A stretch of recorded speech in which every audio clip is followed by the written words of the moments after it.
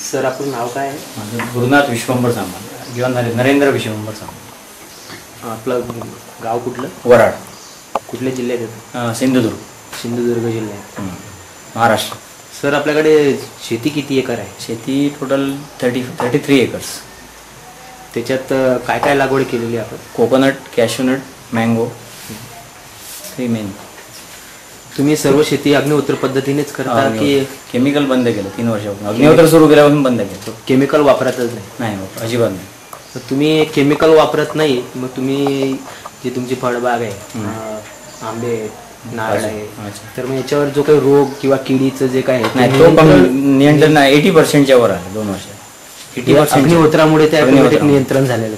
Chemical बंदच केलं ना. केमिकलची टोटल बंद केलं, गरजच नाही. तुम्हाला केमिकल फार्मिंग आणि अग्निहोत्र फार्मिंग याच्यात काय टेस्ट मध्ये बदल नक्की झाला? टेस्ट मध्ये मँगोच्या, कोकोनटच्या नक्की पाण्यामध्ये आणि याच्यात खूप फरक आहे. हो. आणि हे पण वाढले, वम्स म्हणजे गांडूळ वाढले निश्चितच. म्हणजे अगदी स्टार्टलाच दिसतात पावसात सुरुवातीला. आणि जमीन माती तशी झाली ना, पाहायला पण मिळतो फरक. 2 वर्षातला फरक हा नक्की आहे. टेस्ट आणि या मंकी प्रॉब्लेम आहे तो सिरियस आहे, त्यामुळे जरा प्रश्न आहे. बाकी काय प्रॉब्लेम नाही. बाकी जे रोग आहेत नारळावर, इरिफॉइड वगैरे, माइट्स वगैरे हल्ली आलेले आहेत, ते पण कमी झालेले आहे. तुम्ही त्र्यंबकम यज्ञ किती तास करता? नाही, 1 तासाच्या वर जात नाही. तसं कंटिन्यू नाही. रात्री सकाळी जसं टाइम मिळेल तसं 1 तास सुद्धा होतो, कधी नाही. अमावस्या पौर्णिमा जवळ मॅक्झिमम 6 तासापर्यंत मी गेलाय, 6 hours. पण बाकी नाही. अग्निहोत्र करताना तुम्हाला शरीरामध्ये काही जे काही व्याधी असतात त्याच्याबद्दल काही फरक जाणवला? पायाच्या ह्याच्यात फरक जाणवला. गुडघ्याचा त्रास होत होता 2 वर्षापूर्वी, तो बराचसा कमी झाला. सर्दी व्हायची जास्ती. आणि मी हे खातो मात्र ऍश पण त्या टाकीत पण टाकतो पाण्याच्या.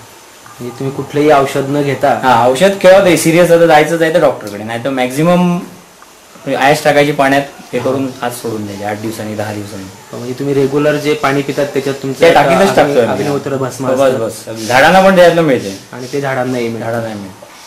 पण त्या पाण्याच्या टाकीत 8 दिवसांनी टाकतोच मी. बरं. हे लिक्विड टाकतो मी पाण्यात. अग्निहोत्राबद्दल तुम्ही इतर लोकांना ही माहिती दिली का? हो, दिलेली आहे. इथे 1-2 जण करतायत, पण ते रेग्युलर नाही. माझ्या एवढं रेग्युलर नाही. त्या टाइम म्हणा किंवा घरातली माणसं किंवा अन्य काही प्रॉब्लेम. तर तुम्हाला अग्निहोत्राबद्दल लोकांना काही संदेश द्यायचा आहे का? संदेश हा एकच आहे, जर रेग्युलर केलं म्हणजे टाइम मध्ये आणि ह्याच्यात जर निश्चित बाकीचे खर्च कमी नक्की होणार आहे. आमचा ह्याचा थोडा प्रॉब्लेम मंकीचा, पण फर्टिलायझर म्हणा, माणसं म्हणा आणि इतर आपली जी कामं आहेत, इव्हन बिझनेस टाईप, त्याच्यात सुद्धा फरक मिळतो. म्हणजे त्याचे इफेक्ट चांगले मिळाले मला. 1 वर्ष पहिलं काय झालं नाही, पण ह्या 1 वर्षात तर बाहेर पण माझा लाकडाचा वगैरे असा धंदा आहे, त्याच्यात लिफ्ट चांगली मिळाली. म्हणजे लोक येतात आपल्याकडे आपण जाण्यापेक्षा, असं माझं म्हणणं आहे धंद्याच्या दृष्टीने. हे पॉझिटिव्ह हे मिळते रिझल्ट्स. अग्निहोत्र शेती आणि केमिकल शेती याच्यात खर्चाबद्दल तुम्हाला काय सांगताय? खूपच फरक आहे, खूप. म्हणजे केमिकल मध्ये आता ते दरवर्षी वाढवतच चाललेलं आहे घालणं, ह्याच्यात अजिबात गरज नाही. खर्चाची गरजच नाही. 100% गरज नाही म्हटलं तर हे रेग्युलर झालं तर काही गरज नाही. आणि टेस्ट मध्ये तर खूपच फरक आहे. हे तुम्ही अग्निहोत्र शेतीमध्ये मनापासून समाधानी, फुल सॅटिस्फाईड. फक्त हा एक प्रॉब्लेम मिटला तर मला इथे काहीच प्रॉब्लेम नाही. काय प्रॉब्लेम आहे तुम्हाला? आज मंकी प्रॉब्लेम जर मिटला, दोन्ही मंकीचा, इव्हन रेटचा जास्ती आहे. माकडांचा प्रॉब्लेम आहे, जबरदस्त आहे. म्हणजे 300 नारळाची बाग आहे आणि एकही नारळ नाही आहे, अशी परिस्थिती. आणि 2 वर्षापूर्वी मी आता ते अहिंसा म्हणत होते, ती हिंसा केली. कारण जवळजवळ काहीतरी रेटॉल घालून 60-70 माकडं मारली गावात देऊन ट्यूब, पण त्याचा काय उपयोग झाला नाही. त्याचे डबल माकडं आता आली. त्यामुळे आता तो विषय मी आणि अग्निहोत्रानंतर सोडून दिला. मारायचा नाही, काय करायचं तुम्ही खावा. केळीची घडपीठ खाल्लेली आहे. अग्निहोत्र सुरू केल्यानंतर तुम्ही माकडांना मारणं बंद केलं. आणि जास्त करून पटवर्धन साहेबांनी हे केल्यामुळे नंतर बंद केलं की हे वाढेल असं करू नका. नंतर मला एकाने सांगितलेलं चांबडं जाळा म्हणून, ते पण मी बंद केलं. चांबडं जाळ वास म्हणजे प्रदूषण होणार, म्हणजे परत आमच्या अग्निहोत्राचा काय उपयोग नाही म्हणून तो विषय सोडला.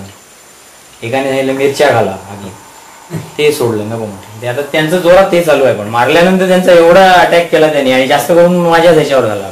लोकांना सांगितलं मी, त्यांना ट्यूब्स दिल्या रेटॉलच्या, त्यांनी मारलं. तिकडे वरून येतात ना ते झाल्यानंतर ते वरचं सोडून माझ्याकडेच जास्त त्रास झाला. म्हणून तो मग टोटल मी आता 6 महिन्यात हे सोडून दिलेलं आहे. तुम्ही खायचं ते खा, जेव्हा मिळेल तेव्हा बघू, मारायचं नाही. बाकी रिझल्ट एकदम बेस्ट आहेत. म्हणजे अग्निहोत्र त्र्यंबक मी कमी करतो फक्त म्हणून ते मला तुपाचा विचारायचा होता. वेळ कमी मिळतो तर तूप जास्त घातलं तर त्याचा इफेक्ट जास्त आहे.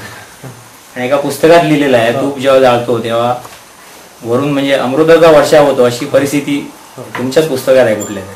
हो ते बरोबर आहे, पण त्याच्याच बरोबर मंत्र सुद्धा जास्त म्हटले गेले पाहिजेत. अच्छा. आणि मंत्र सुद्धा तेवढेच महत्वाचे आहेत. अच्छा. तसं आपण गुरु साहेबांना ते म्हणाले नाही जमलं आपल्याला, ते परमेश्वराला तुम्ही शॉर्टकट मारताय म्हणून सांगितलं मला. शॉर्टकट मेथड आहे, तूप वापरायचं आणि मंत्र म्हणायचे नाही, ते त्यांचं म्हणणं बरोबर आहे. बाकी प्रॉब्लेम काय नाही, नो प्रॉब्लेम, एकदम व्यवस्थित आहे. आणि 1-2 वर्षात हे मिटेल, बघूया त्र्यंबक वाढवत नेऊन काय फरक होतो. Thank you sir. हो.